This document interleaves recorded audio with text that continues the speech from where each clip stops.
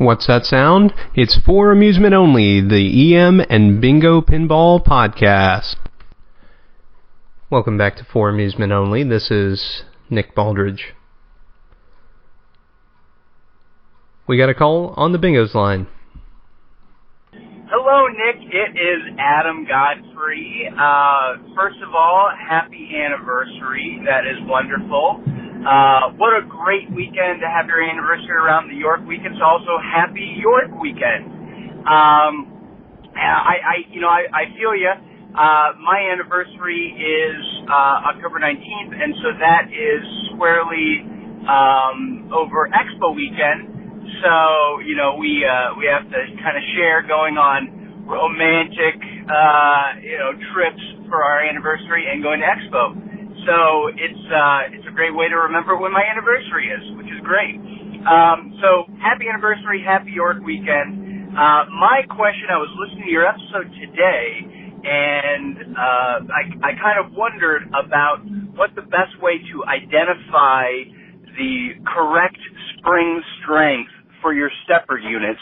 I'm looking at my springs, and to me they look pretty much all the same. And I'm kind of wondering, how, if I need to go to Pinball Resource and order a new one, how do I tell which spring I need to get? You may have covered this on a previous episode, and, I have actually listened to all of them, so if you did, I obviously missed it. So let's get a refresher course. All right, thanks so much. Have a great weekend.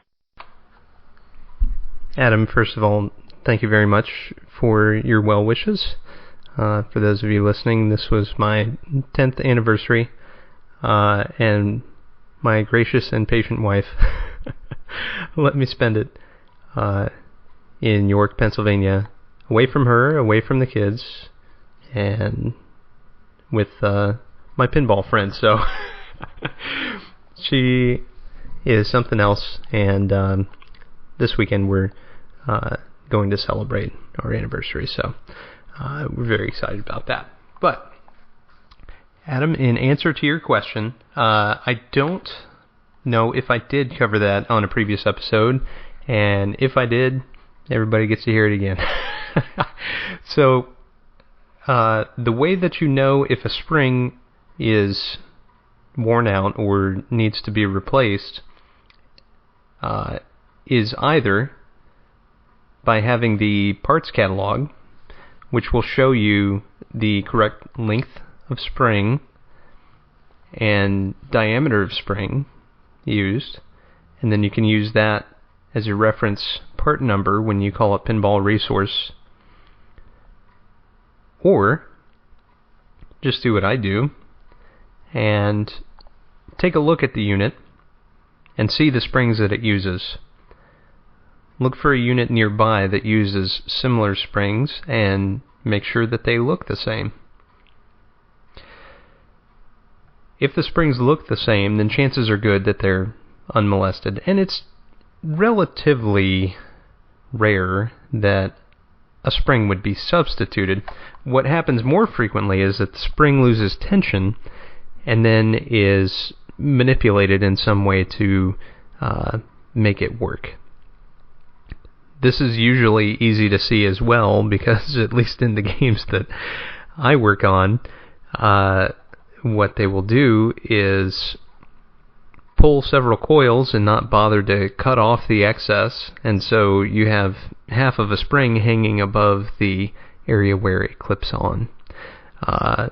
Again, that's pretty easy to see, and you kind of know that it's happened. Now, how do you know that you need to replace it if it appears to be a spring and is, doing the springy thing, but maybe it's not doing it enough, or maybe it's doing it too much? If it's not doing it enough, let's take the example of not doing enough. And instead of focusing on a stepper, let's talk about a relay. So a relay, the spring is involved with pulling the armature plate back up when the relay disengages. So when the electricity is cut off to the coil, the magnetic field collapses, and the armature plate moves back up.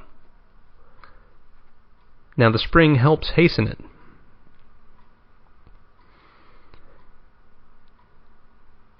So if the spring is deformed, what you're going to hear is a really loud buzzing noise. You'll probably also see, if you observe the plate, you'll see it move around. And it should not. It should be held pretty firmly in place. So that's an example where it's too loose.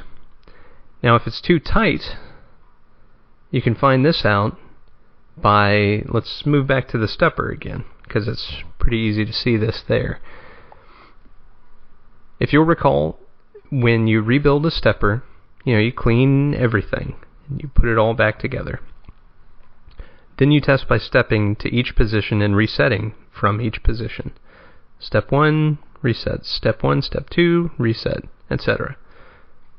If at any point during your testing it becomes difficult to advance or difficult to reset, one of the culprits could be improper spring tension. And this is one of the harder things to diagnose, because there are 3 or 4 other things which are much more common that you'll run into before you hit improper spring tension. So basically you have to rule out improper tension on the spider. You have to rule out improper number of windings on the clock spring if it's got one of those. You have to rule out improper alignment of the parts involved, and so forth. Dirty coil sleeves, all that kind of stuff. So once you've ruled all that out, and you still have this problem, but only in certain positions, if you don't have some kind of easily discernible mechanical problem, then it's likely a spring issue. Now, I mentioned in my spring episode that I was working on a bikini here recently, and that had a spring problem. Yeah, it's a little unusual. It was exactly what I'm describing, and it required some quick adjustment, and then everything was good, at least for now.